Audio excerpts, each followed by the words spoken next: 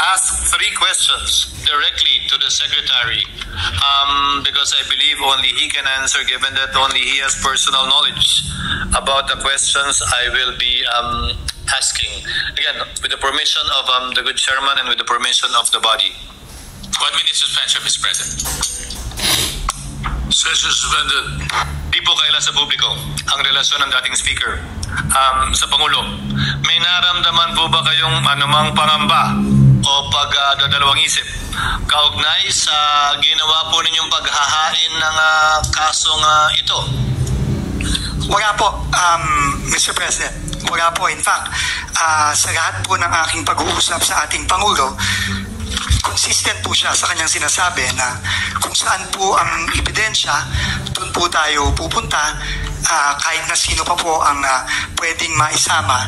Basta tututok lang po kami sa ebidensya at yun po ang aming isusubite. Mr. President, we respectfully submit for the body's consideration the proposed new appropriations for the Department of Public Works and Highways for fiscal year 2026 amounting to 568 billion pesos. Thank you, Mr. President. Mr. President, I move that we recognize the former Senate President, our distinguished colleague, Senator Chis Escudero. The former Senate President, Senator Chis Escudero, is recognized. Thank you, Mr. President. Thank you, distinguished majority floor leader.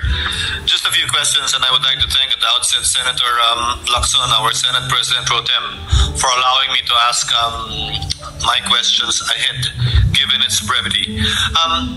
Pwede po bang malaman, mula dun sa original na budget ng DPWH na pinanukala sa ilalim ng NEP, magkano po yung kabuuang flood control funds na tinanggal mula sa panukalang NEP? Mga 255 billion, Mr. President. 255 billion. At sa magiging panukala ng kagalang-galang na chairman ng komite, ito'y nilagay presumably sa mga mas makabuluhang mga proyekto ayon sa mga panukala ng ating mga vice chairman. Halimbawa, sa edukasyon, sa health, at iba pang mga kahalintulan ng mga departamento o mga gawain. Tama po. Ang malalaki pong or yung priority na sectors na linagyan ho natin ng malalaking amendments ay education, health, and transportation po. Pero tama ba na ang ginawa ng Kamara ay itong pondong to ay ginamit sa ibang mga bagay-bagay din pero kabilang ang mga proyekto pa rin ng DPWH? Meron po silang, yung 255, ito po ay nakakalat sa iba't ibang proyekto. Kasama na rin po doon edukasyon, kasama na rin po doon sa Department of Transportation. Yung natira pong 624 billion po, nagkaroon lang po sila ng realignment within the Department of Public Works. Ayon po sa datos ng DPWH, sa kabuuan ay nagkaroon ng 30,000 flood control projects mula 2018 hanggang 2025. Tama po ba yun? More or less po, tama po. At sa na-validate nila na 8,000 proyekto out of the 30,000, nung una humigit kumulang 421, kung hindi ako nagkakamali, ang identified na ghost projects na bumaba ng anong numero na po ngayon? Bumaba, diba?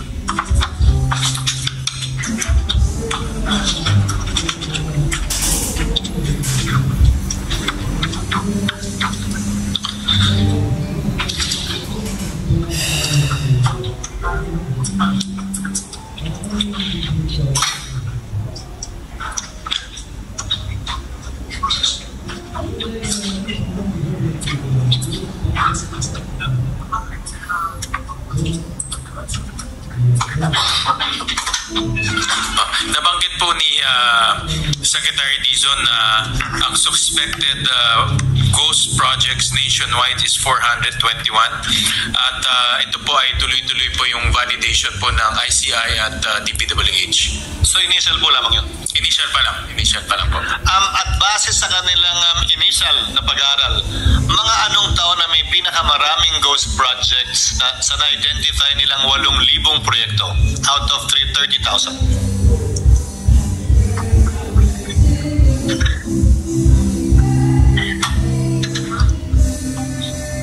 Hindi pa ho nila masabi ngayon dahil ongoing pa rin po ang validation nitong 8,000 na projects po. Doon sa na-identify po lamang na 421 initially, anong taon po karamihan ito?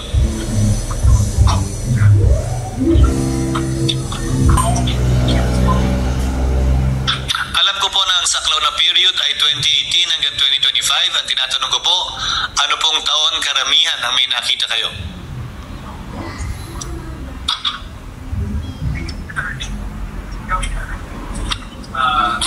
Mga 2023 and 2024 po ang peak o pinakamaraming out of these 421 suspected. Na tumutugma sa naunang talumpati, kung naalala ko ng tama, ng ating kasamahan at Senate President Pro Tem na si Senator Ping Lacson sa kanyang talumpati na dineliver dito sa plenaryo ng Senado. Dumako naman po tayo sa 2025 budget. Valid pa po ba yung budget hanggang sa susunod na taon tulad ng mga ibang budget na nakikita natin at pinapasa ng Senado? Is the budget valid for 2 years?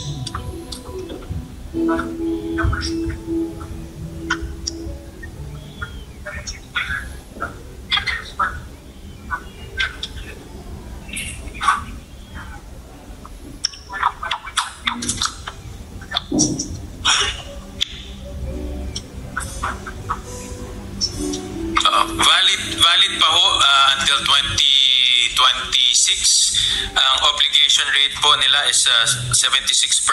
Ang disbursement po is about 49%. So yung mga hindi ho nagastos nila valid will be until 2026. Actually, ang tatanungin ko po ay gaano tayo makakatiyak na hindi mangyayari sa 2025 budget yun nangyari sa sinabi po ng kalihim sa inyo kaninang narinig ko na karamihan ng ghost projects na na-identify nila ay nasa taong 2023 at 2024. Ano po ba ang mga hakbang na ginagawa nila para matiyak na hindi na ito mangyayari pang muli?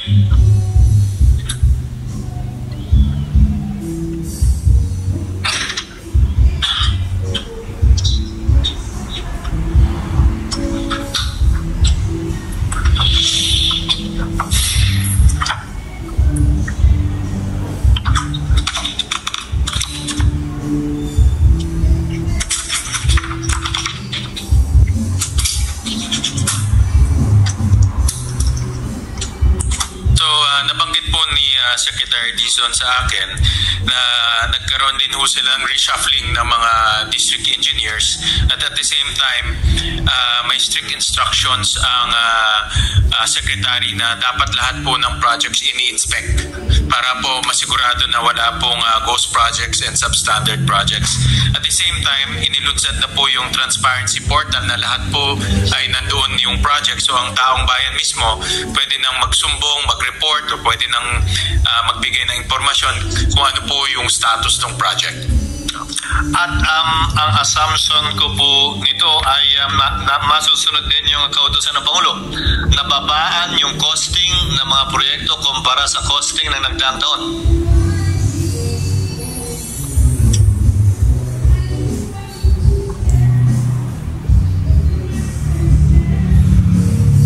Would you like to know where your loved one is?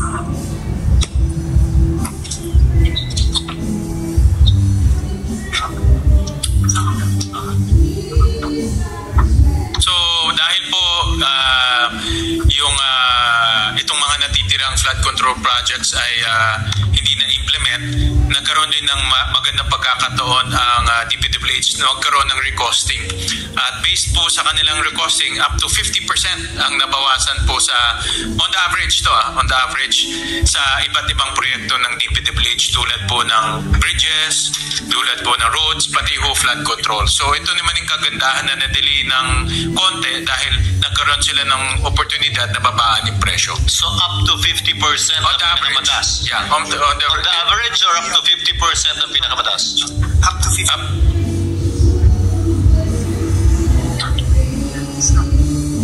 So up to 50%, Mr. President, depende rin sa regions. No? May region na mataas, may region na mababa. So up to 50% yung natipid nila.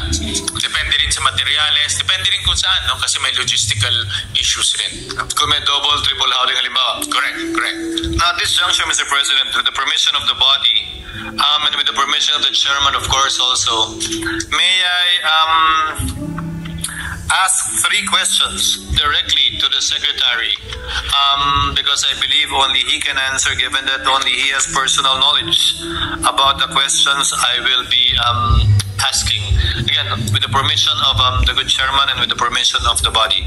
1 minute suspension, Mr. President. Session suspended. Mr. President, in accordance to Rule 43, Section 121 of the Rules of the Senate, and with the consent of the body, I move to suspend the rules of the Senate to allow our distinguished colleague, Senator Francis Cheese Escudero, to ask questions directly to the member of the cabinet, or the head of the cabinet, the Department of Public Works and Highways, Secretary Vince Dizon. So move, Mr. President. Yes, the way I understand it is the questions that Senator Escudero would want to pose would be questions directly to the Secretary of DPWH. That is the reason for your motion. Yes. All right? Yes. Any objection? Well, hearing none, there is a motion to suspend the rules of the Senate. Hearing no objection, the motion is approved.